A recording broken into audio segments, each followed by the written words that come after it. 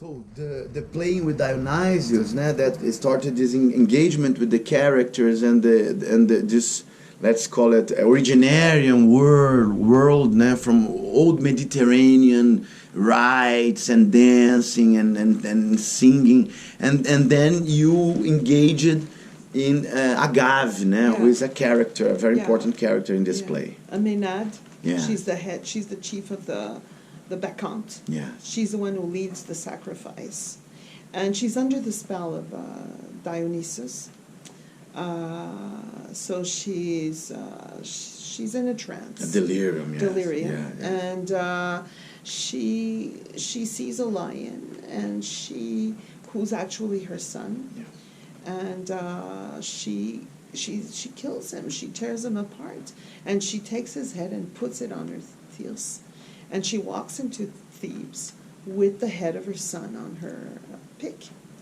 And she thinks it's a lion. She's very proud to say, "Look what I've done. I'm so strong, and look what I've done. The sacrifice, And people are in horror, and they're saying, "Agave, don't you see? This is your son. What have you done?" And it takes her a while to get out of her trance. And then she realizes that it's her son. And as I was playing this, I couldn't find that feeling in me of guilt or of horror. I just couldn't find it, and it bothered me. And that's when I started realizing, it helped me see, this is how the characters work on us, don't they? It helped me see that there was something, with the mother archetype that was missing in me, And I couldn't identify with it. There was something that needed healing, and as far as that goes. And I remember when you told me to play, you offered, because we interchanged the roles, and I guess you had that moment where you had that insight you said, "Oh, play Dionysus. Why don't you play Dionysus today?"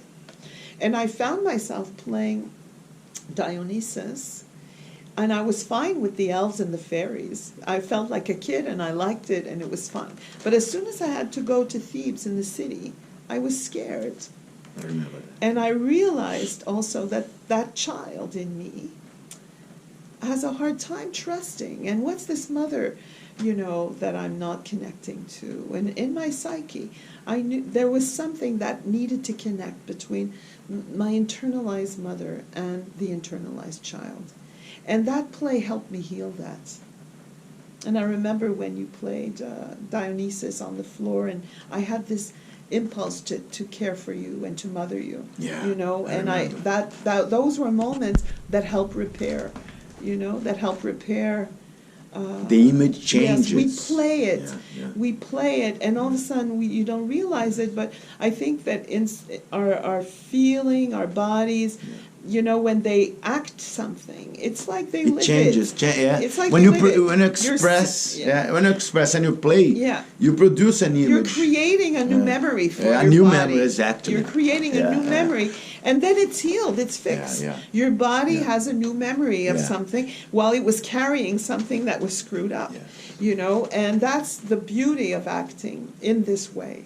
That's the beauty of improvisation, and also the flexibility that we have in terms of playing different characters. Yes, this is important because we all contain them. Yes. It's all inside. Jung would say that. Yeah. And it's very, very interesting to see this localization of the terrible mother archetype. Yes, and that's also what brought us to the child. The child, yes. The mother who can devour the child. The child, exactly. And now I think that when a cat is this powerful mother of who can destroy and create, But what I've discovered with a cat, I guess I went further. A cat brought me further with the feminine and the mother, and integrated all that, not just the mothering.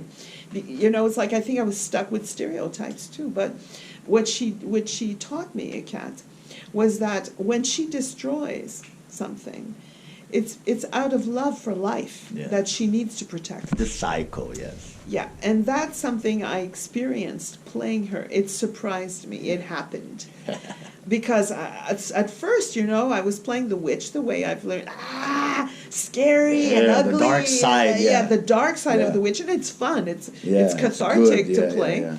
At the same time, at some point, it just got deeper and deeper, Yes. and in terms of feeling and having meaning, and at some point, it just dawned on me as, it's like I just really felt she had to destroy Macbeth because he was destroying life. A rupture. He was killing life all over the yeah, place, and her job is to protect life, and sometimes you need to destroy for that to happen. You need to kill, and I understood that, that power. So for me, it just reconnected me with a very powerful, a powerful feminine that needs to learn discernement.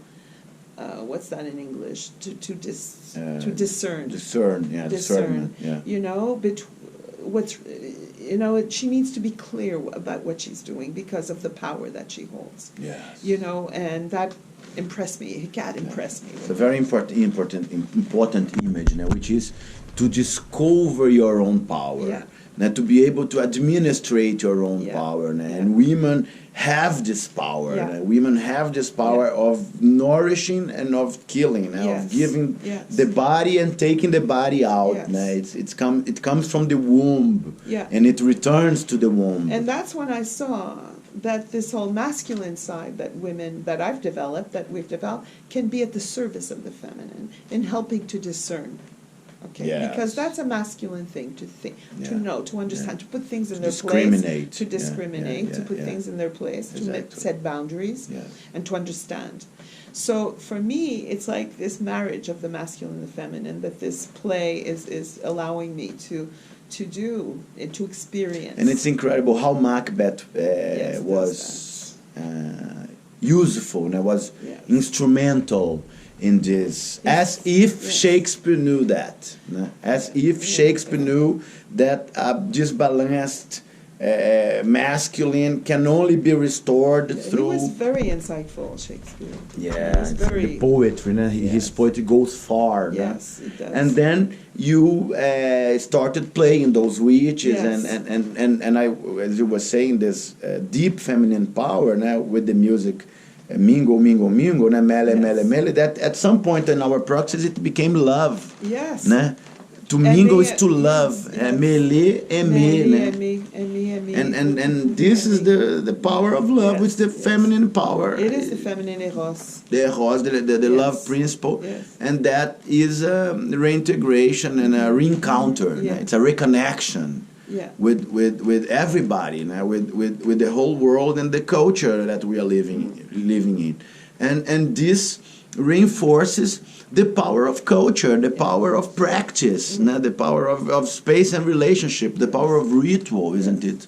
Of being able to formulate rituals, and formulate is a difficult word because we are never formulating anything. We are restoring those I feel those energies as coming back, as returning, actualizing, updating. Actualizing. So the power of updating our own culture, the power of updating our own practice, and that's psychiatry. That's what it should be. That's what it should be. Should be in the rituals, in the idea of work.